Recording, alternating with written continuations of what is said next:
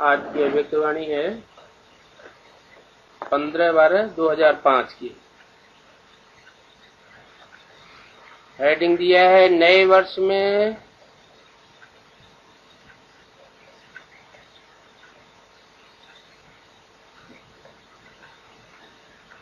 स्नेह और सहयोग की रूपरेखा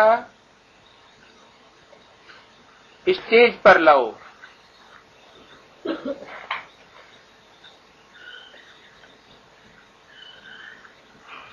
हर एक गुण और शक्तियों की गिफ्ट दो। आज परमात्मा बाप अपने चारों ओर के परमात्मा प्यार के अधिकारी बच्चों को देख रहे हैं।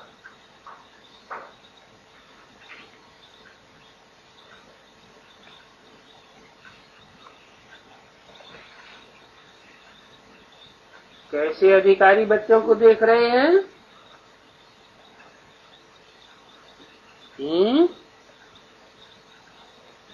परमात्मा प्यार के अधिकारी बच्चों को देख रहे हैं। ये परमात्मा प्यार विश्व में कोटों में से कोई को प्राप्त होता है।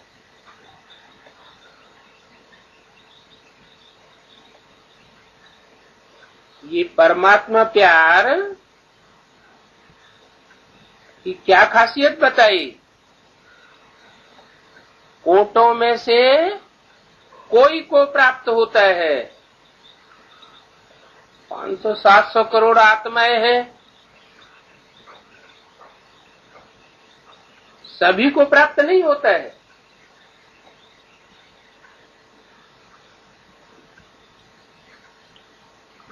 अव्यक्त रूप में तो होता ही है,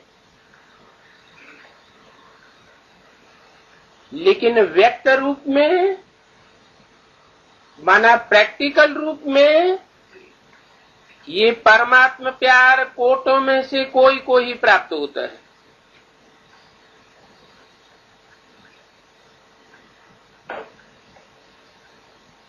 ये परमात्मा प्यार निस्वार्थ है। निस्वार्थ प्यार।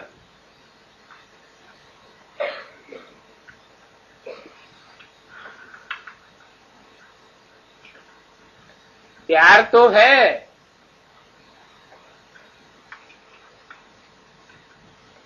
रथ के द्वारा है, लेकिन निस्वार्थ है। रथ ही न हो और फिर निस्वार्थ कहा जाए, ये तो कोई बड़ी बात नहीं। निस्वार्थ प्यार है क्योंकि एक परमात्मा पिता ही निराकार निरहंकारी है।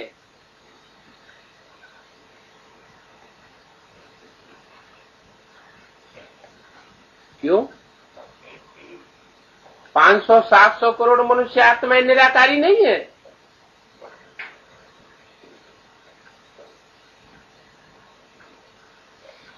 निराकारी तो सभी है, लेकिन आत्माएं भी शरीर धारण करती हैं और परमात्मा बाप भी शरीर रथ अर्थात रथ धारण करता है।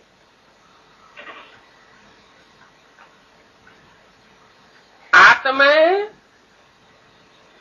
अपने रथ वाली होती है, इसलिए निस्वार्थ नहीं हो सकती। भक्ति मार्ग में भी गाया हुआ है, सुर नर मुनि सब की यह रीति, स्वार्थ लाग करे सब प्रीति। तो देवात्माएं ही क्यों न हो, हर आत्मा को सबसे पहले अपने रथ से प्यार होता है। इस दुनिया में कोई आत्मा निस्वार्थ नहीं हो सकती।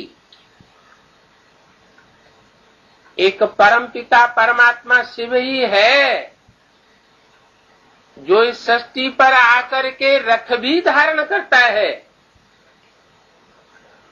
और रथ लेते हुए भी निस्वार्थ होता है।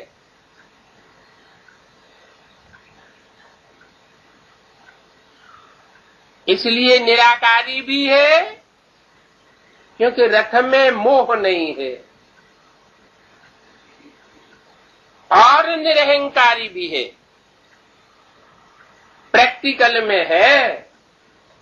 प्रैक्टिकल शरीर के साथ कहा जाता है।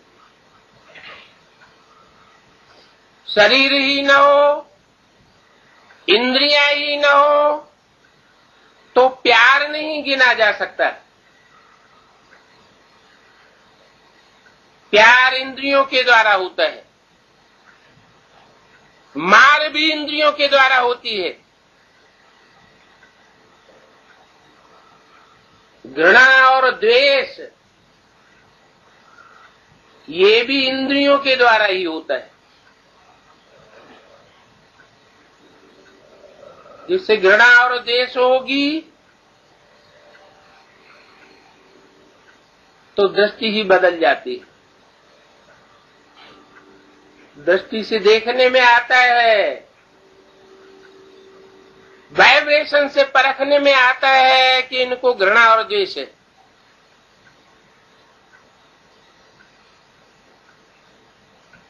लेकिन परमात्मा प्यार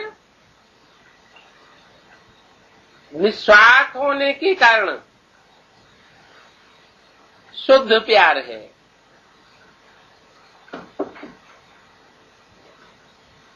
वो निराकारी है, शरीर में रहते हुए भी निराकारी।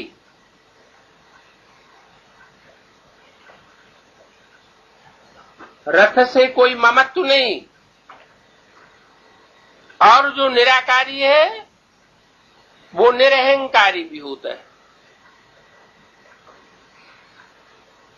मनुष्यात्मा शरीरधारी होने के कारण कोई न कोई स्वार्थ में आ ही जाती है, क्योंकि उनको अपना रथ है।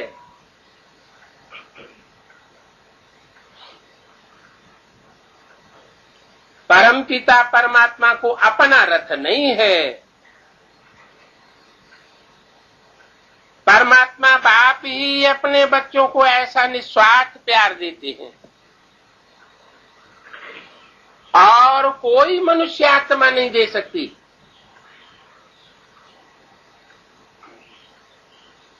परमात्मा प्यार ब्राह्मण जीवन का विशेष आधार है।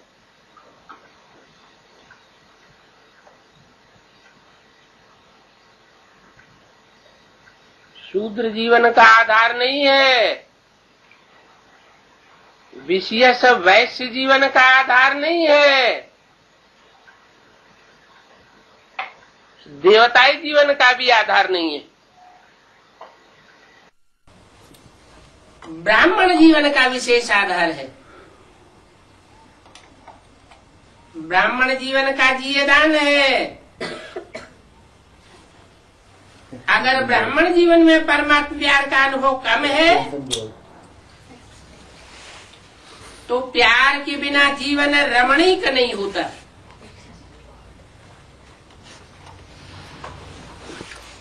इसलिए बोला है ब्राह्मण असली जीवन संगम युग में होता है, और संगम युग है ही मौजों का युग। रमणीक होगा तो मौजों का युग होगा,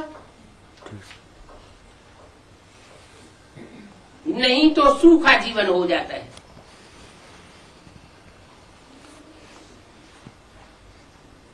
कैसा जीवन हो जाता है? सूखा जीवन। तो सूखा देव नहीं बनना है, परमात्मा प्यार का अधिकारी बनना है।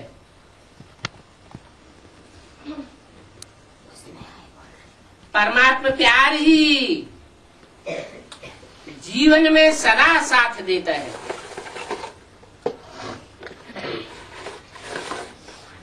चाहे संगम युग हो,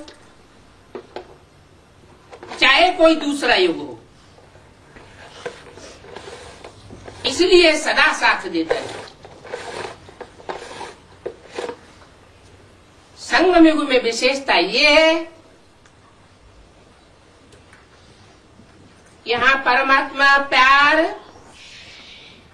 प्रैक्टिकल में मिलता है।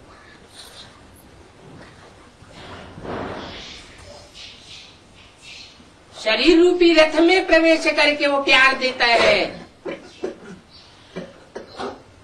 और साथी बन करके सदा सहयोगी रहता है।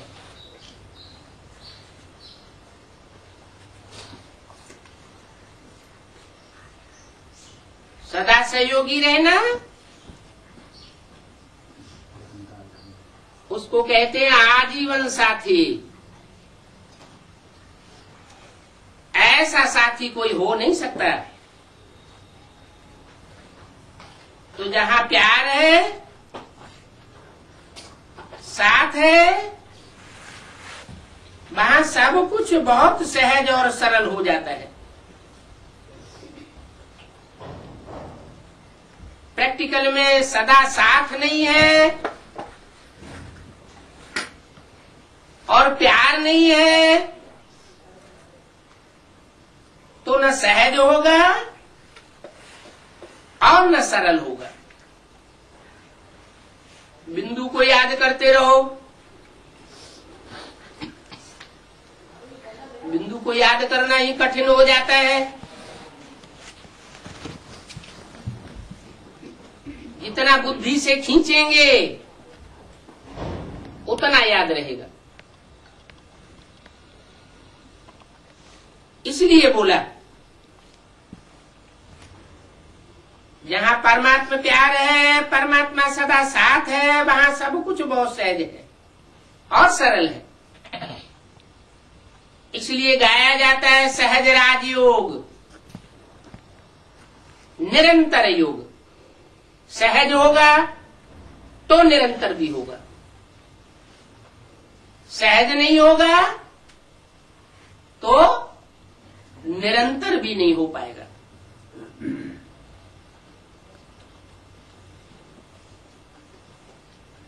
प्रैक्टिकल परमात्मा प्यार मोहब्बत का अनुभव कराता है,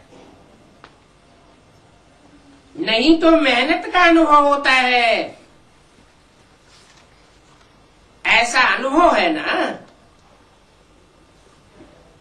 परमात्मा प्यार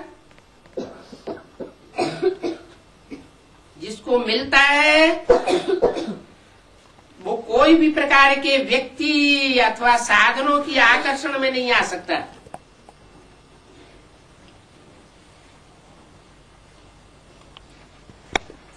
क्योंकि परमात्मा आकर्षण, परमात्मा प्यार ऐसा अनुभव कराता है जो सदा प्यार के कारण लवलीन रहते हैं।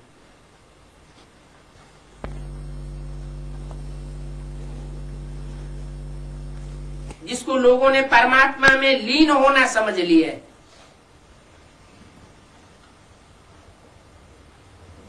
अब लीन होने की कोई बात नहीं है कि आत्मा परमात्मा में लीन हो जाती है।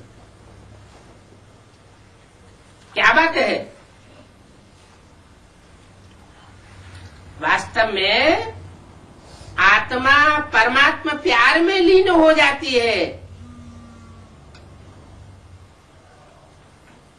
जुदाई अनुभव नहीं होती।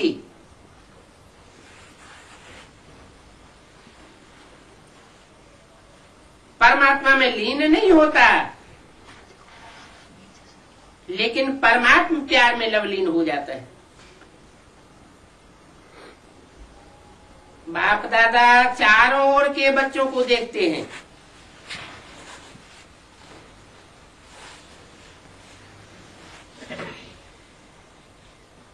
मूल रूप में कितनी दिशाएं हैं?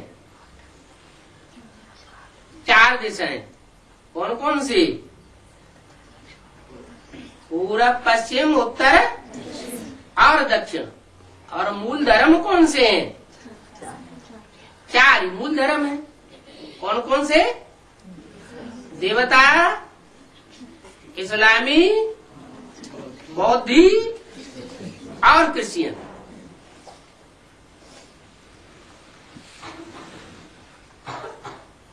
कहते हैं देवताएं ऊंची स्टेज में रहते हैं। देवताओं का मुखिया कहाँ रहता है?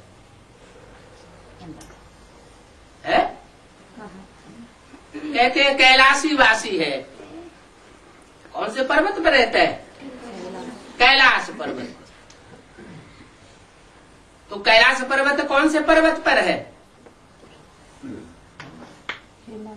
हिमालय पहाड़। हिमालय पहाड़ का एक हिस्सा कैलाशी, कैलाश पर्वत कहा जाता है। तो जब देवताओं का मुखिया ही ऐसी ऊंची स्टेज पर रहता है तो दूसरे देवता कहाँ रहते होंगे? है? वो भी तो ऊंची स्टेज पर ही रहते होंगे। कौन सी दिशा में है हिमालय पहाड़ या कैलाश पर्वत? उत्तर। इसलिए उत्तर में यादगारें बहुत बनाई हुई हैं। केदारनाथ, बद्रीनाथ, विश्वनाथ, अमरनाथ।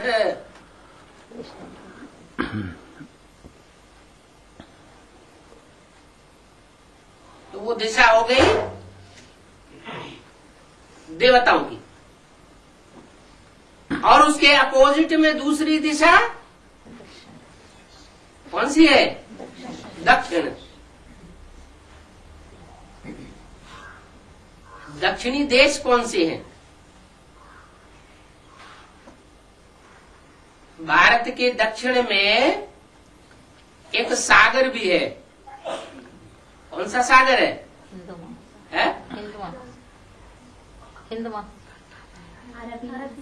अरब सागर।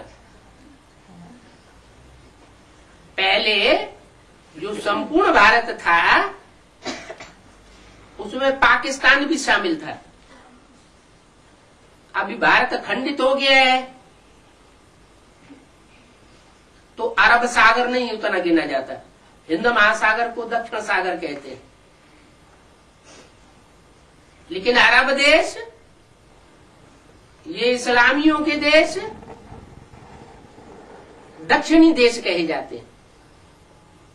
इसमें मिस्र, अफ्रीका, अरब देश वगैरह आ जाते हैं। तो पूर्व साइड में कौन सा धर्म है? बौद्ध धर्म। और पश्चिम में उसके अपोजिट पश्चिम में क्रिश्चियन धर्म। क्रिश्चियनिटी फैली हुई है। चाहे यूरोप हो, चाहे अमेरिका हो, तो 4 मुख्य धर्म और उनमें से चुनी हुई श्रेष्ठ आत्माएं भी हैं।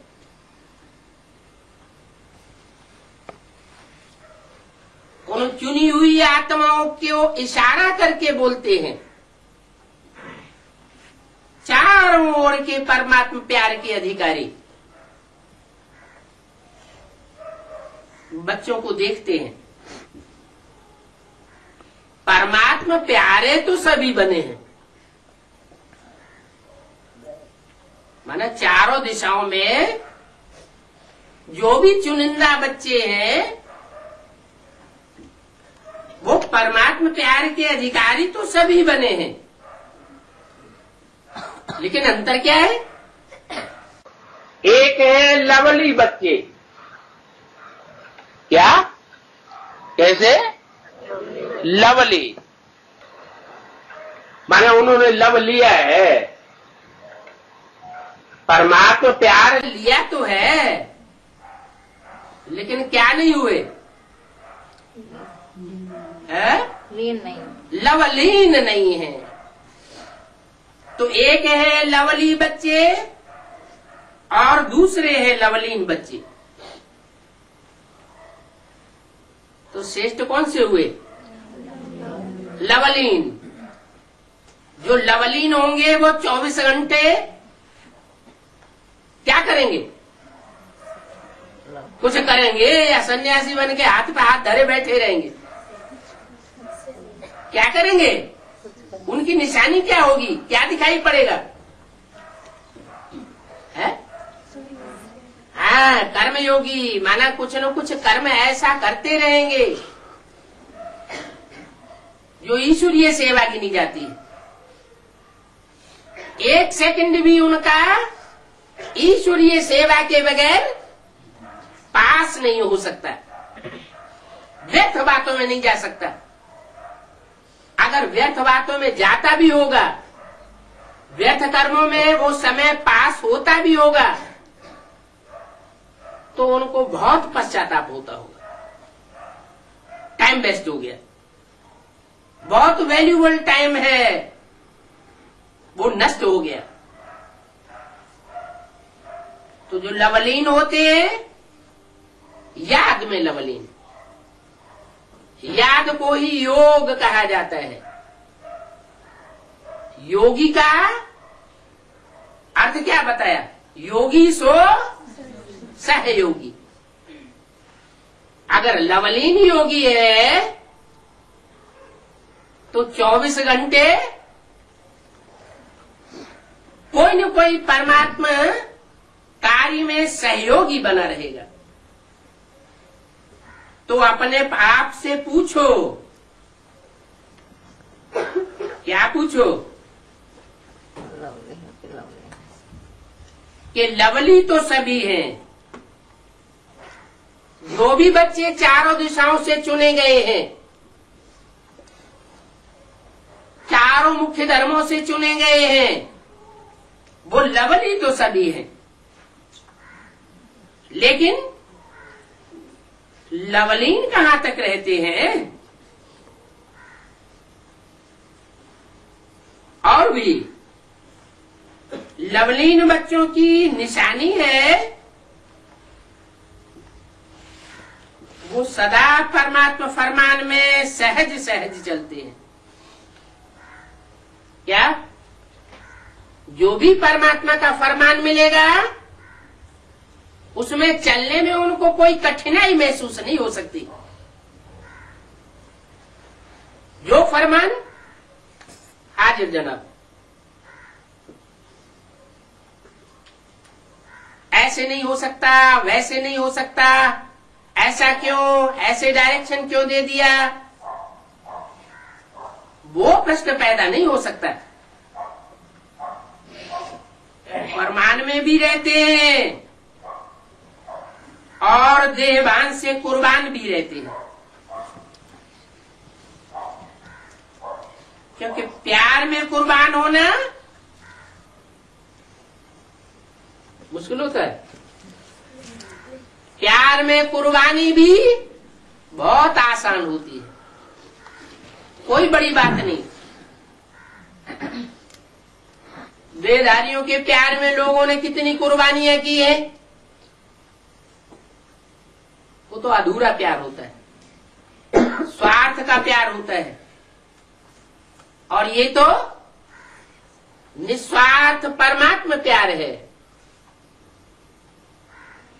इसमें कुर्बान होना कठिन नहीं होना चाहिए। तो फरमान में भी रहते हैं और देहभान से कुर्बान भी रहते हैं,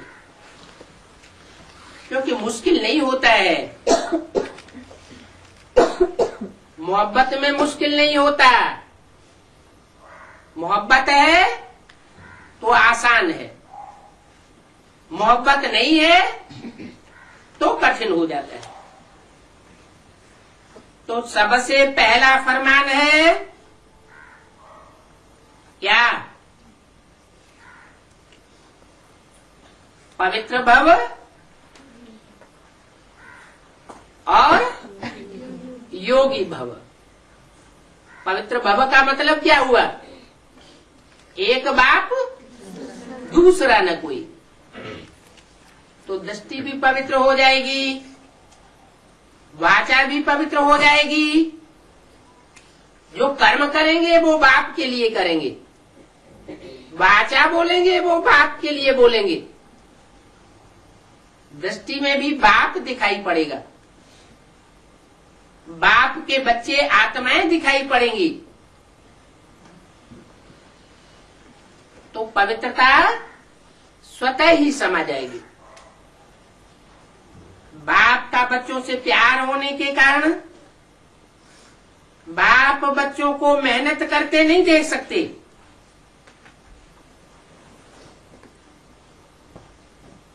बच्चे बड़ी मेहनत करते हैं, मेहनत महसूस करते हैं। इससे क्या साबित होता है? जो बच्चे मेहनत महसूस करते हैं, बड़ी भागदौड़ करते हैं और रिजल्ट कुछ भी नहीं निकलता। इससे क्या साबित होता है? कि मोहब्बत नहीं है। जहां मोहब्बत होती है वहां मेहनत महसूस नहीं होती। थोड़े में ही सहज सफलता निकलती है। बाप जानते हैं 63 जन्म बहुत मेहनत की है। क्यों? 63 जन्म बहुत मेहनत का अनुभव बच्चों ने क्यों किया? अरे क्योंकि बाप नहीं था। और अभी तो प्रैक्टिकल बाप बच्चों को मिला हुआ है। तो मेहनत का अनुभव नहीं करना चाहिए। अभी ये अलौकिक जन्म मेहनत से मुक्त हो, अतीन्द्रिय सुख की मौज मनाने का युग है। तो मौज मना रहे हो या मेहनत करनी पड़ती है? प्यार में फरमान पर चलना, इसमें कोई मेहनत नहीं लगती। अगर मेहनत करनी पड़ती है तो जरूर प्यार की परसेंट कम है। कहां न कहां प्यार में कहीं न कहीं कोई व्यक्ति के ऊपर, कोई पदार्थ के ऊपर लीकेज हो रही है।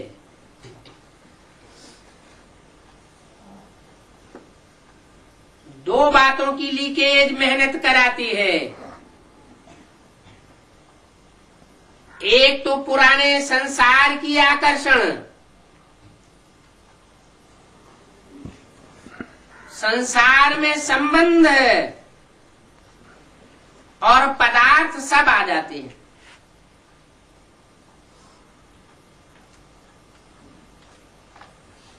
भांति भांति के संबंध होते हैं, भांति भांति के पदार्थ होते हैं जिनमें बुद्धि जाती है। पदार्थ मिलते हैं मन के अनुकूल, इच्छा के अनुकूल, तो पुरुषार्थ हो पाता है। वो पदार्थ नहीं मिलता है तो कमजोरी आने लगती है। बोला एक तो हुआ पुराने संसार की आकर्षण जिसमें संबंध और पदार्थ आ जाते हैं, और दूसरा है पुराने संस्कारों की आकर्षण।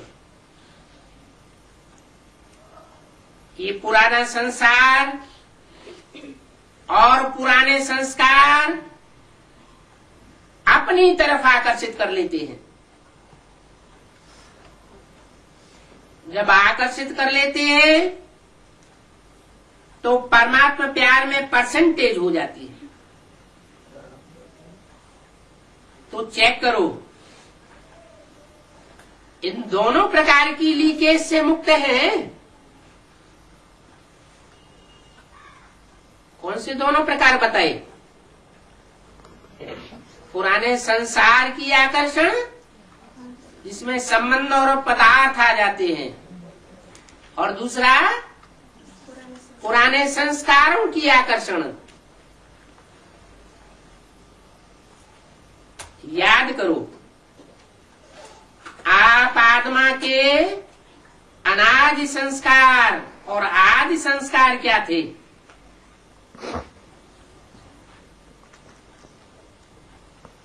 और अभी अंत के ब्राह्मण जीवन के संस्कार क्या हैं?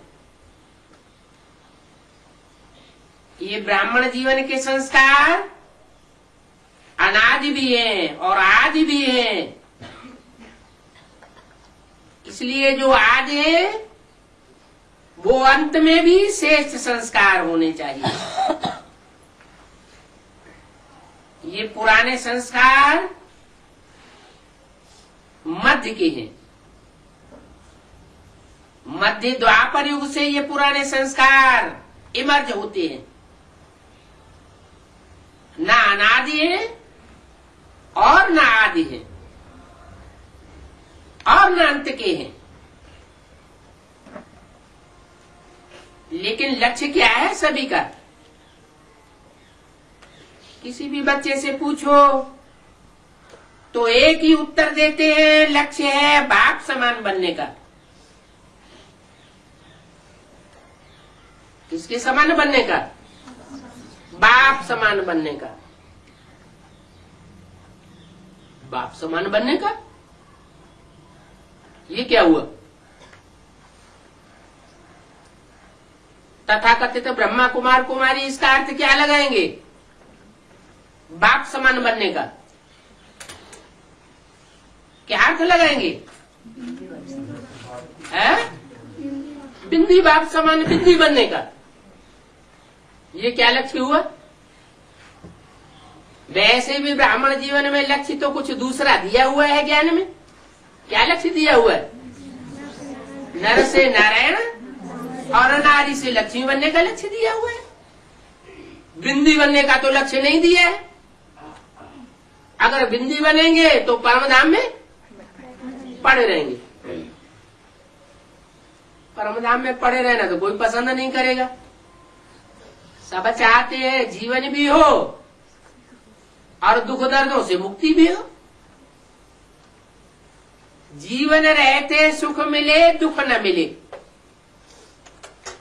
वो तो लक्ष्मी नारायण का ही जीवन है। तो तथाकथित ब्रह्मा कुमार कुमारियां उल्टा रास्ता बताते हैं। वो या तो बिंदु बनने का लक्ष्य देते हैं या तो लक्ष्य देते हैं कि ब्रह्मा समान बनना है। ब्रह्मा ने मेंटल टेंशन में आकर के शरीर छोड़ दिया तो जिनको ब्रह्मा समान बनना है उनकी भी क्या हालत होगी और क्या हालत होती जा रही है।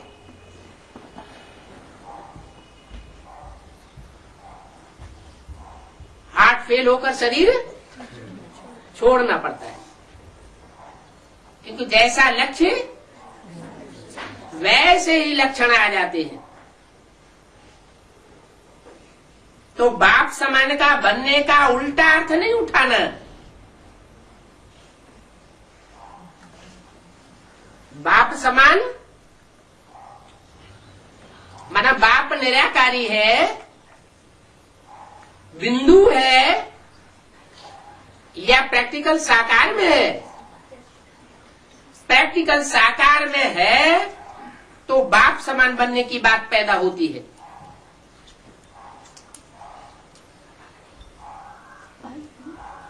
अगर प्रैक्टिकल साकार में नहीं है तो बिंदु बनने की बात पैदा होती है। या ब्रह्मा को सैंपल बना करके सामने रखने की बात होती है, जिसने शरीर छोड़ दिया। पास्ट की बात हो जाती है।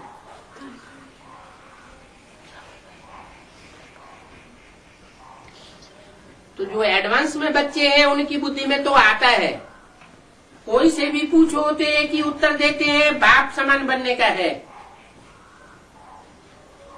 यही लक्ष्य है ना? अगर यही लक्ष्य है तो हाथ उठाओ। यही लक्ष्य पक्का है या बीच बीच में लक्ष्य पक्का जो है वो कच्चा हो जाता है, लक्ष्य बदल जाता है? तो बाप बच्चों से पूछते हैं कि बाप और दादा दोनों के समान संस्कार कौन से हैं?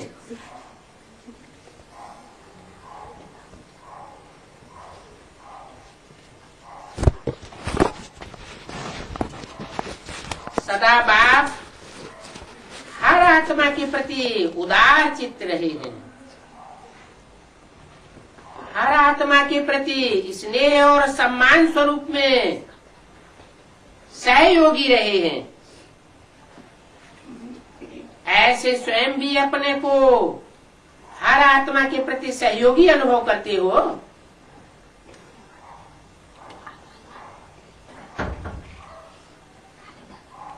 सहयोग दे तो सहयोगी बने, ऐसे नहीं होना चाहिए। कोई सहयोग दे या न दे, हम सहयोगी बन करके रहेंगे। सहयोग, स्नेह और प्यार ये मांगने की चीजें नहीं होती है। जो स्नेह देता है, प्यार देता है, सहयोग देता है, ये नियम बना हुआ है। जो देता है सो लेता है।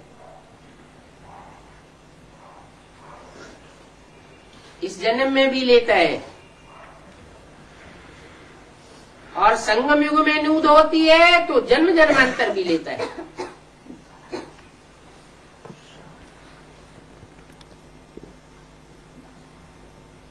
ये कर्म की थ्योरी है कि जो देता है सो रिटर्न में लेता है। द्वापर कलयुग में भी ये थ्योरी चलती रहती है। इस जन्म में हम जो देंगे अगले जन्म में हमको वापस जरूर मिलेगा। तो स्नेह और सहयोग की भीख मांगने की दरकार नहीं है। कोई स्नेह सहयोग देता है तो स्नेह सहयोग देना है, ऐसा नियम बनाने की दरकार नहीं है।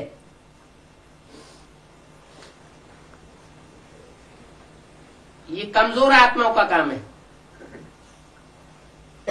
पावरफुल आत्माओं का काम है कोई सहयोग दे या न दे, प्यार दे या न दे,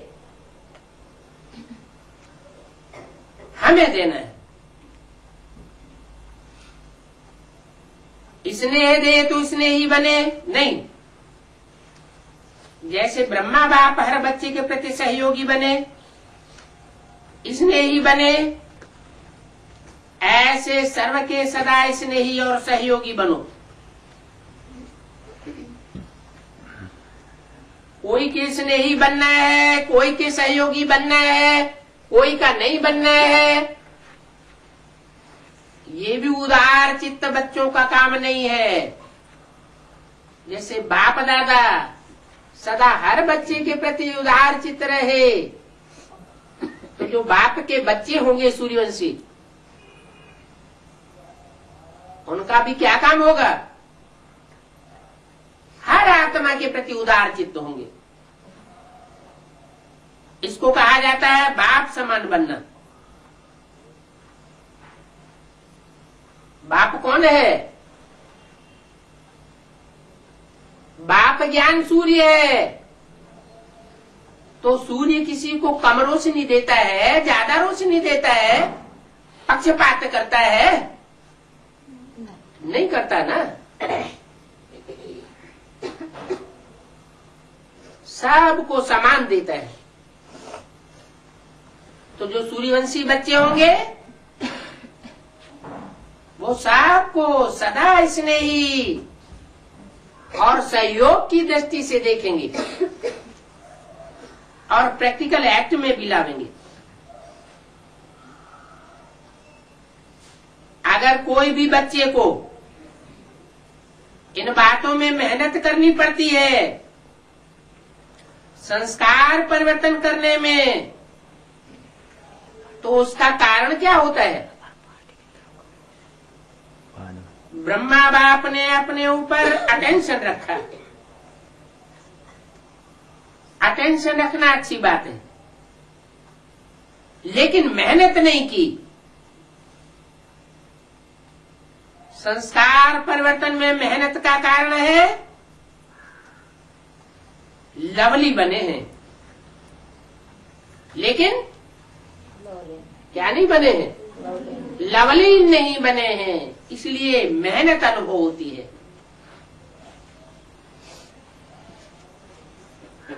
तो मेहनत को छोड़ दो और बाप की मोहब्बत में आ जाओ।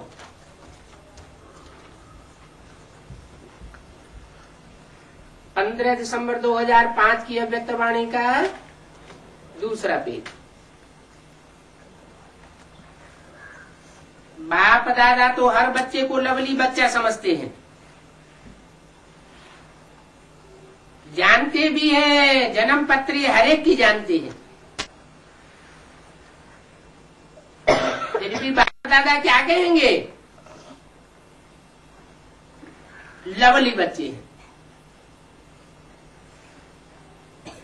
कड़ुआ बोलते हैं, कड़ुए काम करते हैं, कड़ुआहट आ जाती है वातावरण में,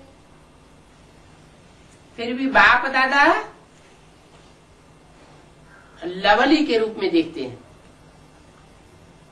बाप दादा हर बच्चे को एक ही पढ़ाई, एक ही पालना, एक ही वरदान सदा देते हैं।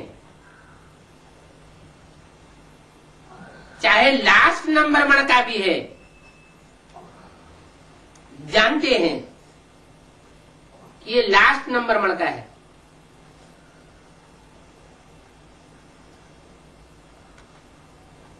कोई भी माला का हो, जानते हैं लास्ट मणका है, फिर भी बाप दादा किसी भी बच्चे का अवगुण या कमजोरी संकल्प में भी नहीं देखते। संकल्प में रखते तो है नहीं, देखते हैं कि लाडला है, सिकीलदा है, मीठा मीठा है, इसी दृष्टि और वृत्ति से देखते हैं। क्योंकि बाप दादा जानते हैं इसी वृत्ति और श्रेष्ठ दृष्टि से कमजोर भी महावीर बन जाएंगे।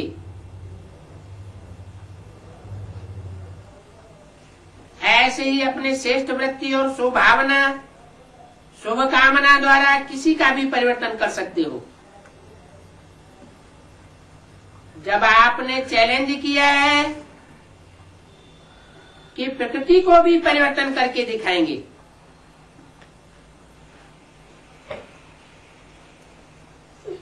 चैतन्य आत्माओं को परिवर्तन करना, ये तो कोई बड़ी बात नहीं। चैतन्य आत्माओं में तो चैतन्यता होती है, मन बुद्धि भी चैतन्य होती है। बात की गहराई को समझ सकते हैं।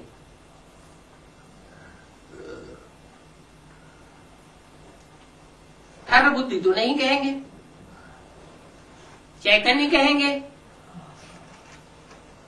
लेकिन प्रकृति तो जड़ है, जड़त्वमयी है।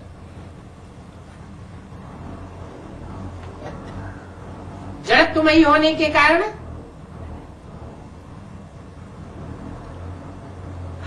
हठवादिता आ जाती है।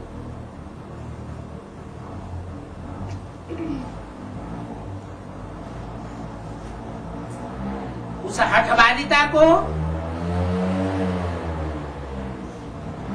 देखना नहीं है।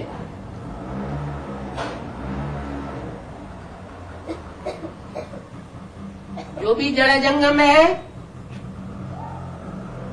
सारी सृष्टि को परिवर्तन करना है। अगर जड़ प्रकृति का भी परिवर्तन नहीं हुआ और वो विनाशकारी कार्य करती रही,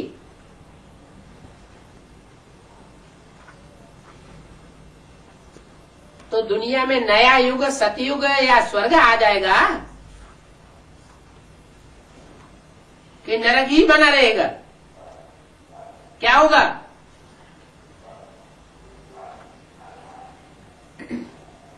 प्रकृति भूकंप लाती रहे, तूफान लाती रहे, तो दुनिया में अमन चैन आता रहेगा? चलो आत्माएं सुधर जाए, अमन चैन होगा? नहीं होगा।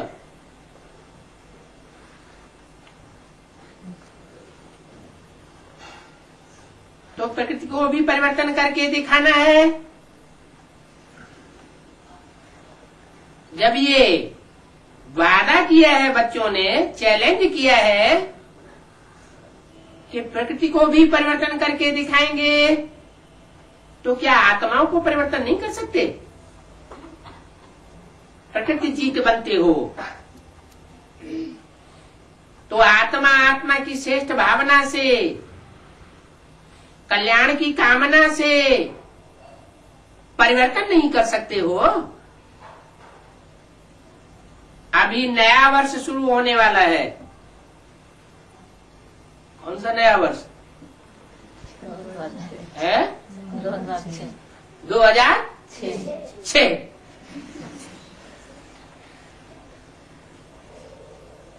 तो नए वर्ष में सर्ववेद के ब्राह्मण परिवार के बीच एक दो के प्रति अपने स्वभावना, श्रेष्ठ कामना द्वारा हरेक एक दो के परिवर्तन करने में सहयोगी बनो। चाहे कमजोर है, जानते हो इसके संस्कार में ये कमजोरी है, लेकिन आप स्नेह और सहयोग की शक्ति द्वारा उसके सहयोगी बनो।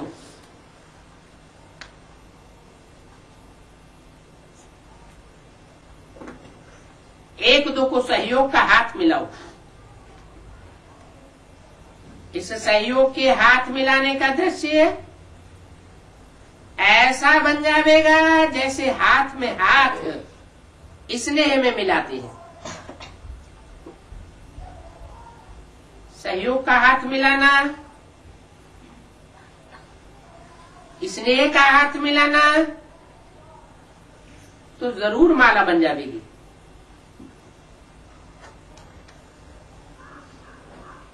उनको शिक्षा नहीं दो, स्नेह भरा सहयोग दो।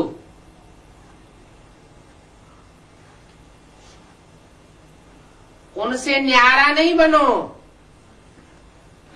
बात ही करना छोड़ दिया, उनके बारे में सोचना ही छोड़ दिया, तो जैसे न्यारे हो गए। न्यारा नहीं बनो, किनारा नहीं करो, उनके जीवन का सहारा बनो, क्योंकि आपका यादगार अंतिम यादगार क्या है? आपका अंतिम यादगार रुद्रमाला है या विजयमाला है? आखिरी तो रुद्रमाला के मणके भी नंबरवार विजयमाला में पिरो जाएंगे। तो आपका यादगार विजयमाला है।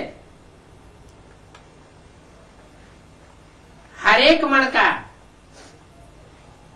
मणके के साथ ही सहयोगी है तो माला का यादगार बना है।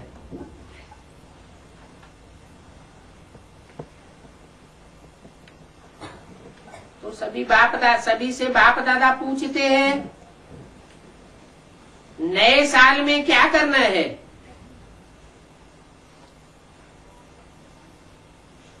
संदेश देने का कार्य तो बहुत किया, कर रहे हैं, करते रहेंगे। अब संदेश वाहकों के सहयोग और स्नेह की रूपरेखा स्टेज पर लाओ। महादानी बनो, अपने गुणों का सहयोगी बनाओ।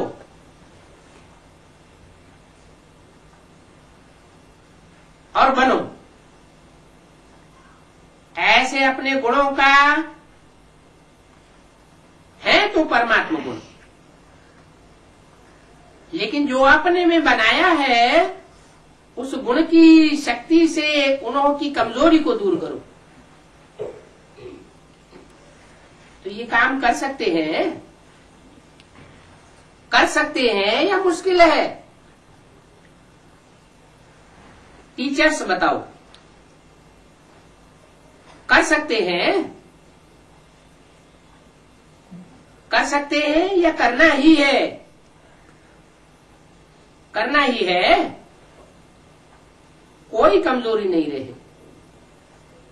क्योंकि कोटों में कोई है ना, चाहे लास्ट दाना भी है वो भी कोटों में कोई है, चाहे 8 की माला का हो, 108 की माला का हो, 1000 भुजाओं की माला का हो, 16,000 की माला का लास्ट मण का हो, वो भी कोटों में करोड़ों में कोई मण का है। आपका टाइटल ही है मास्टर सर्वशक्तिवान। तो सर्वशक्तिवान का कर्तव्य क्या है? उनका कर्तव्य है शक्ति की लेन देन करना, गुणों की लेन देन करना, अवगुणों की नहीं। बाप द्वारा मिला हुआ गुण और शक्तियां आपस में लेन देन करो। यही सहयोग की गिफ्ट 1-2 में देते रहो। नया वर्ष होता है तो 1-2 को गिफ्ट देते हैं ना,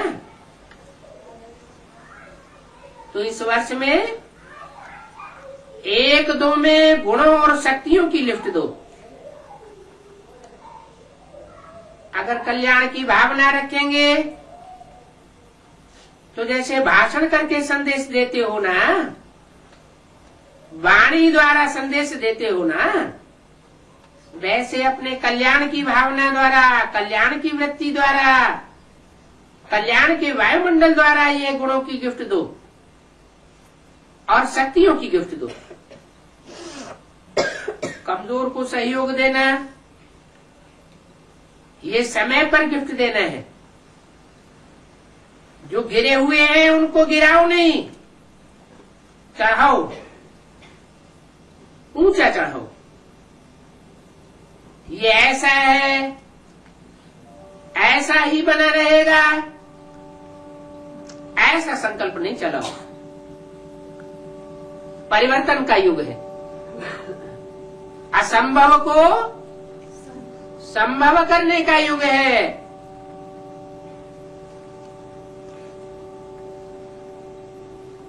तो भावना रखो ये प्रभु प्यार के पात्र हैं। कोटों में कोई आत्मा है, विशेष आत्मा है, और ये भी विजयी बनने वाली आत्मा है। ये दृष्टि रखो।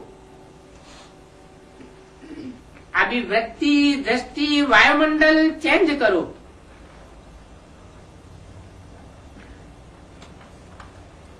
कुछ नवीनता करनी चाहिए ना। कमजोरी को देखते हुए भी देखो नहीं, उनको उमंग उत्साह दो, सहयोग दो। ऐसा ब्राह्मण संगठन तैयार करो तो बाप दादा विजय की ताली बजाएंगे।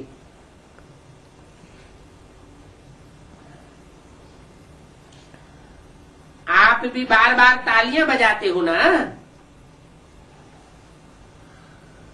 बाप दादा मुबारक हो, बधाई हो, ग्रीटिंग्स हो, उसकी तालियां बजाएंगे। आप भी साथ में ताली बजाएंगे ना। अभी ताली बजाई तो अच्छा किया, लेकिन सारे विश्व के सामने ताली बजे, सबके मुख से ये आवाज निकले। क्या आवाज निकले? है? किससे बातें कर रहे हैं? है? है?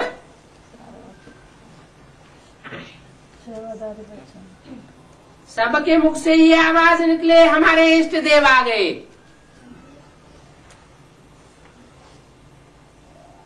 बाप दादा को 2-3 साल से धक लगी हुई, हमारे पूज्य आ गए। तो ये लक्ष्य पक्का है ना? किनका है? जो अष्टदेवों की लिस्ट में आएगा उनका, हमारा तो कोई काम नहीं। अरे अष्टदेवों का नाम डिक्लेयर हो गया क्या है? नाम डिक्लेयर हो गया? नहीं। तो हमारा नंबर आ सकता है कि नहीं आ सकता है? आ सकता है? अरे क्यों नहीं आ सकता है?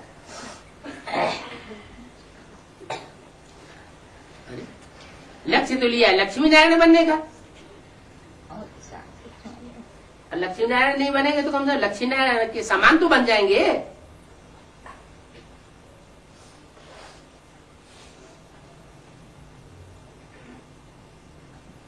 निगेटिव भावना ना अपने लिए हो और ना दूसरों के लिए हो। तो सबके मुख से ये आवाज निकले, हमारे इष्ट देव आ गए, हमारे पूज्य आ गए। तो ये लक्ष्य पक्का है ना?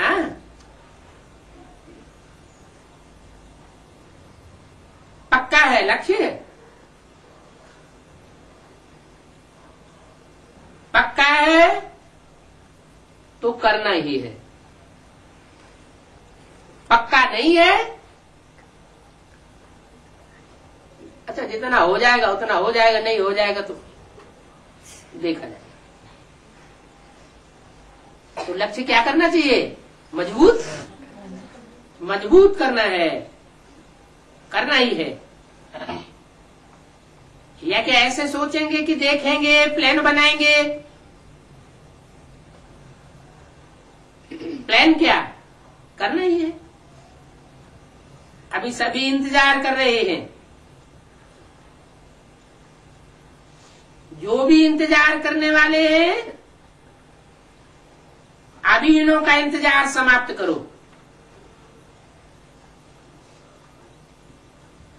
प्रत्यक्ष होने का इंतजाम करो। देखो प्रकृति भी अभी कितनी तंग हो रही है।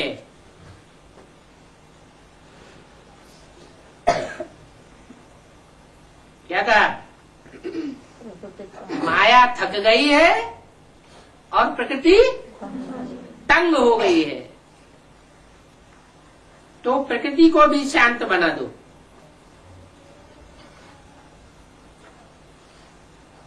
बहुत अशांत हो रही है,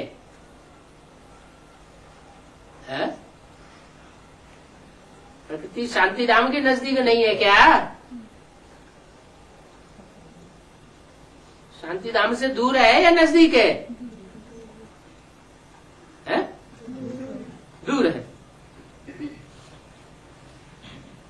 अभी प्रकृति को शांत बनाओ।